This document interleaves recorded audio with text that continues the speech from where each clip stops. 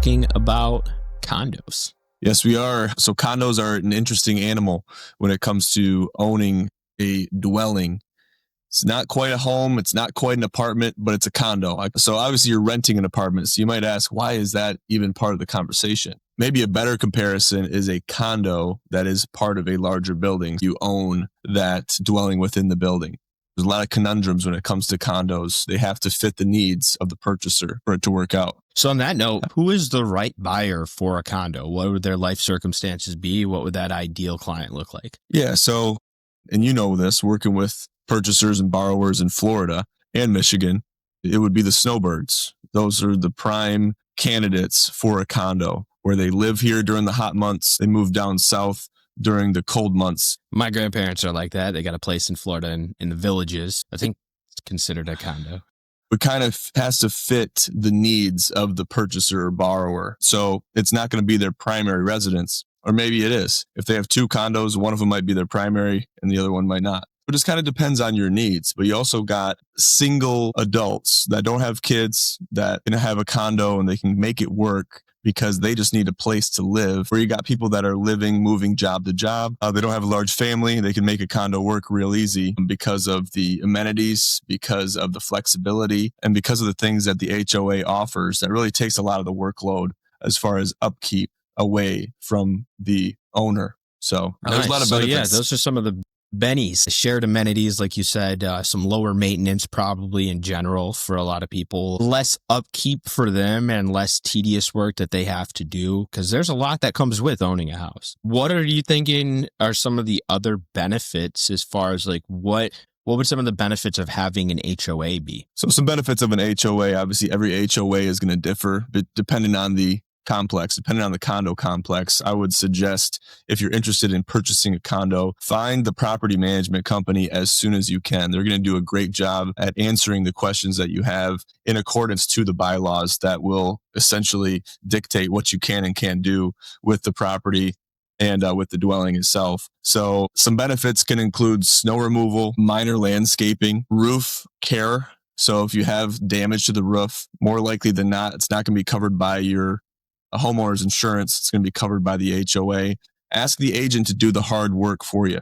Let them do the legwork. It really boils down to defer to the agent, ask the agent to get a hold of the property management company and let them do the hard work for you because that's what they're getting paid to do. What are some of the type of questions that you'd be asking the HOA or that your client would be asking them when you're looking into a potential condo project? Yeah. So obviously, just like you mentioned, what do you cover? What are my quarterly dues? Those are something that has to be paid. That's a non-negotiable, those HOA fees. Make sure that you're staying up on that and make sure that that's clear cut before you get to the closing table. Because if you get to the closing table and your buyers find out, wait, what do you mean about HOA dues? I didn't know there was any dues. I thought I was just paying my mortgage on this on this property or on this condo. Makes you look terrible. Makes you look like you didn't do your homework. I've even seen on like Reddit where people in their first time home buyers group, for example, where they'll be talking about how they've gotten in that exact situation where they get to the closing table and they're like, my loan officer never explained to me all these different fees that are going into it. I thought I just had, my mortgage. I didn't know about the property taxes even. I didn't know about the HOA fees, these other fees that are going to go into what my monthly payment's going to be. So that's important, I think, too, as a loan officer that I always try to do is at the beginning of the loan, in their initial loan estimate, get those fees disclosed and make sure that they understand those fees, more importantly, for everything, not just the principal and interest, but also the property taxes. If they have their homeowner's insurance policy at that time, we'll go through that with them as well, making sure that our clients have a full understanding of what's going to go into their payment and know exactly what they're getting into with any condo that they're interested in. Absolutely. And you can defer to the listing agent a lot of the times too, but I would say get as much information from the listing agent that you can, but then always get a hold of the property management company because they're going to have the tools to the tool chest. That is everything you need to know about owning a condo, maintaining the condo. What do you have to do? Because sometimes, you're going to have to probably shovel your own driveway, your own sidewalks. That's going to be on you. The flower beds that are managed by the condo complex, that's going to be, dealt with by the condo complex property management company. But get it cleared up, get it figured out, write it down, highlighted in the bylaws when you get them at the closing table. So you can figure that out and be understanding. And at least you gave the buyers the information that they needed so that they're not in the dark. They're like, oh, they told me about that. And do your due diligence, maybe give them some printouts, do what you got to do to make yourself look good on the back end. At some point, it's going to come up. Do you want it to be at the very end when you're running into something that's a surprise for them? Or do you want to bring it up at the beginning to get them all this information before they make the decision of signing this purchase agreement and putting up their money for the earnest money deposit for this condo that they don't have all the information for? That doesn't make you look very good if you don't tell them about it up front. On the lending side, we're going to do a review and the underwriters are going to look into this condo project. So it's not just the buyer you're approving with condos, it's the buyer and the condo project. We're going to look into things like the reserves that they have, their budget, any upcoming maintenance they need to get completed. Like following back in 2021 in the Surfside collapse, kind of put some things on the back burner that should have been taken care of. This has prompted some additional scrutiny as far as the financing for condos.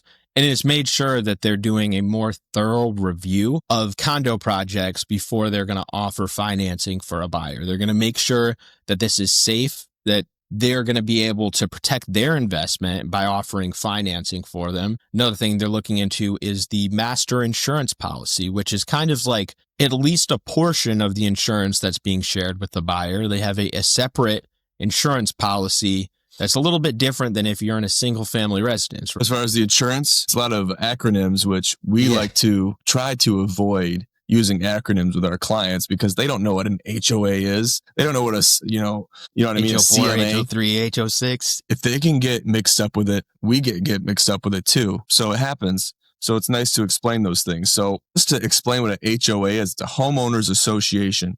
You are part of an association. Even standalone homes have HOAs or homeowners association. So it's an acronym that's used loosely in the condo world. So as far as insurance goes, like we mentioned with the roof may or may not be covered by the HOA.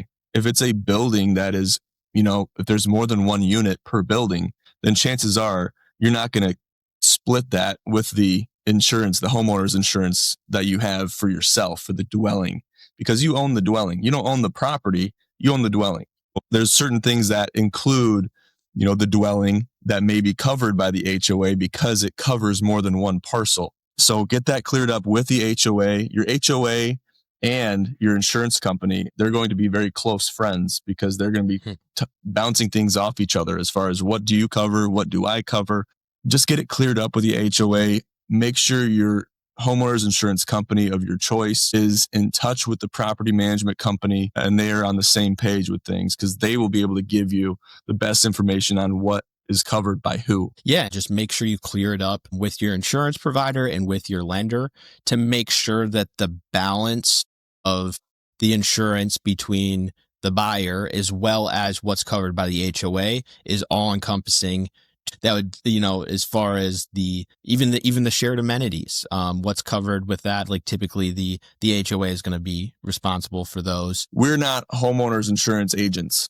Let's defer, just like I defer things to the lender or the loan officer, I'm going to defer this to the homeowners insurance agents, the insurance agency. Bingo. They know more than we do. We can point you in the right direction. We can tell you how to do your due diligence, but go to the experts and they'll tell you about all the different policies. There's different types of policies. So to know your best policy, go to the professionals in that field. They'll know the most information. Carter, I got a question for you. So just in addition to what you already mentioned, how does writing a loan for a condo differ from writing a loan for a standalone home? What are the differences? What are the similarities? I think the biggest thing is just having a separate review for the condo project and digging a little bit deeper into the reasons that a condo project would be what they call non-warrantable, which doesn't necessarily mean no way to get financing on that. It means that there's no way to get conventional financing. You might be able to go with a non-QM lender. It's not Fannie Mae or Freddie Mac, or even a VA or FHA loan, it wouldn't be eligible for typical financing. And this could be for a number of reasons. Maybe that there is too high of a percentage of those individual units that are owned by investors in there. Maybe they don't have enough reserves when they look into it. Maybe the project is still new, like whatever the situation may be. Maybe their master insurance policy doesn't have enough coverage to meet the lender's requirements. So there's a number of reasons that you would have to look into a non-QM lender, which luckily me as a mortgage broker, I work with both. It's most ideal and the best pricing if you can go with conventional or FHA or VA financing. And if it does pass the review, whether that's a limited review or a full review, then you're going to get the best pricing possible. It's going to be the easiest, smoothest process.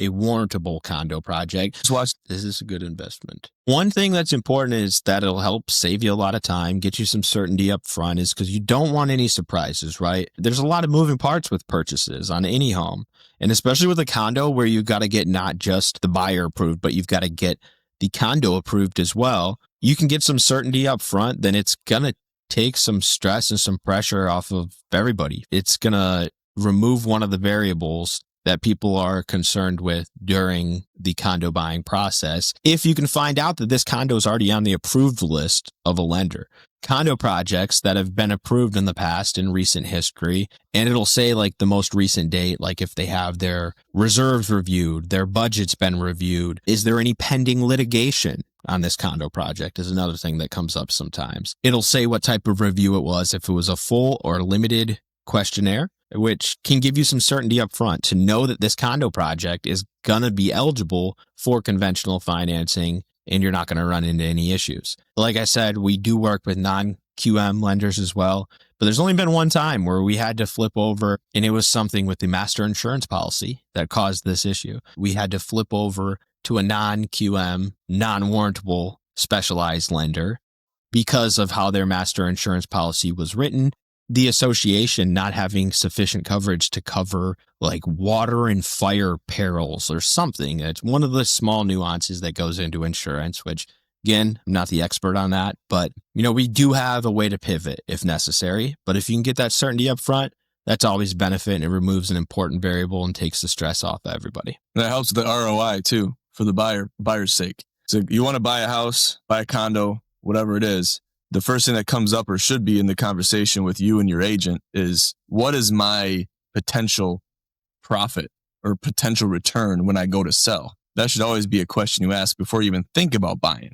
Unless it's your forever home and you don't care about ever selling it, you're going to pass it down through the generations. Even then, you should be thinking about, well, maybe one of my kids is going to want to sell this. So you got to always think about what's my payout potential when I do go to sell. The median price for a condo is $359,800, which is a lot less than the median price for a single family home, which is $410,900. What do you think can account for that difference in the lower prices for condos? And what about appreciation over time? Because you mentioned when you go to sell, how do you think that investment will evolve over the years versus a single family home?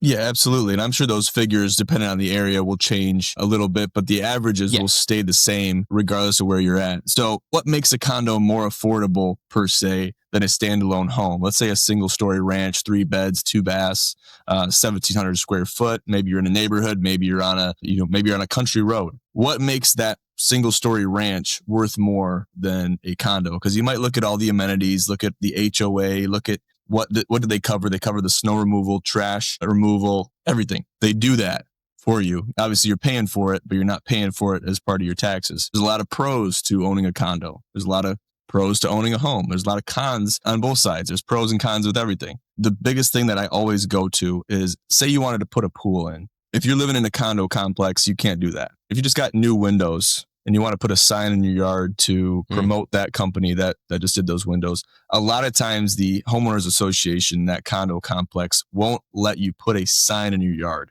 If a realtor wants to sell a condo, a lot of times, more times than not, they can't put their sign in the yard. The more liberty you have, the more it's going to cost. If you can do what you want with your property, put a pool in, put a fence in, build a patio, build a deck. It's going to cost more because you can do more with that property. And essentially you own the property and the dwelling. You own the dwelling that sits on the property. So you own more with a single standing dwelling on a parcel that is standalone. You're not part of a larger group of parcels, lots per se. So you have more liberty to do what you want with it. It's going to cost more. Liberty costs money. Freedom ain't free. Liberty ain't free, especially in this situation. It's very true. It's very relevant, even in this regard, because you can do what you want with your property. I said it 3 times if you counted. I made it into a drinking game, actually. Yeah, right. Take a sip. You're more limited. You're more limited with a condo complex because you're bound to a set of bylaws. You're bound to the Homeowners Association telling you what you can and can't do. Whereas if you're paying taxes on a parcel that's a standalone parcel, you can do mostly what you want. Then you're kind of bound to the constitution of that local municipality of what you can and can't do. Being on a standalone parcel allows you to have a lot more liberty with your property.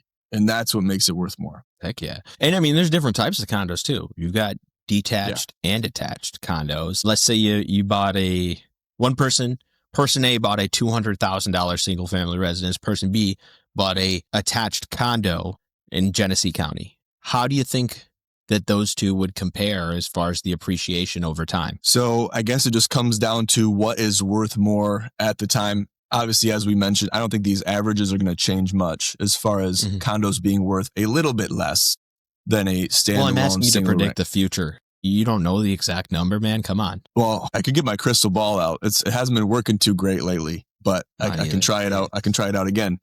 But I would say the return on investment more depends on, at least for a single family residence, that's going to depend a lot more on the additions that are done to it. New deck, new siding, new gutters, new soffits, new roof, much more than a condo where there's a set of standards that is set forth by the Homeowners Association and the property management company that this place is going to look pretty close to what it looks like right now. And if it changes drastically, then they're all going to change drastically. They're going to have a set of standards where they look very similar to one another.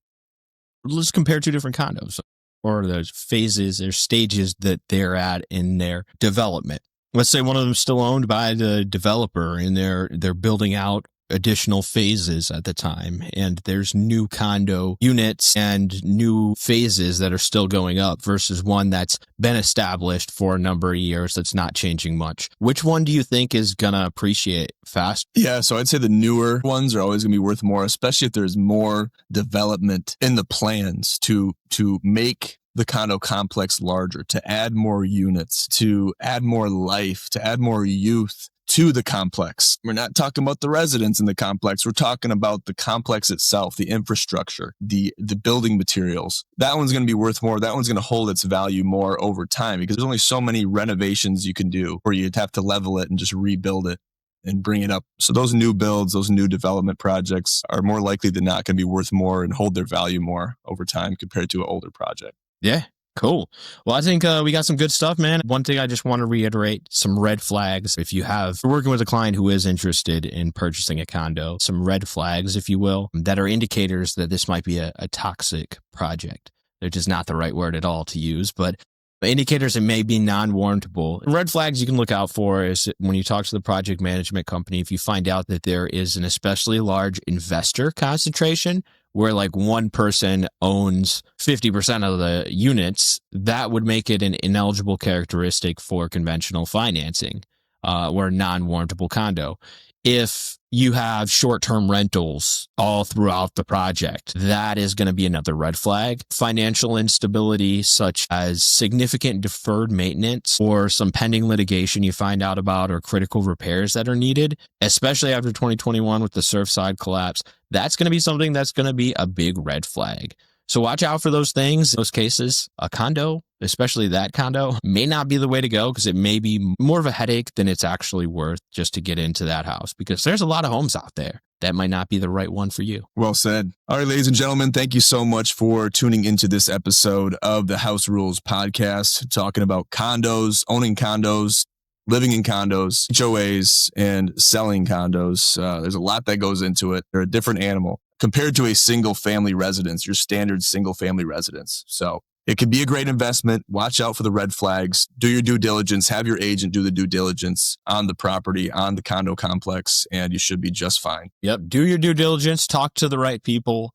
Work closely with and lean on your realtor and your lender to make sure that they're going to be the ones doing most of the legwork for you, doing their due diligence to make sure you have a full understanding of, is this condo a good investment, and is it going to pass the lender's review to be able to get you the best financing option possible as well without much of a headache to get to the closing table. Good deal. We'll see you guys here next time. Thanks so much. Thanks for tuning in.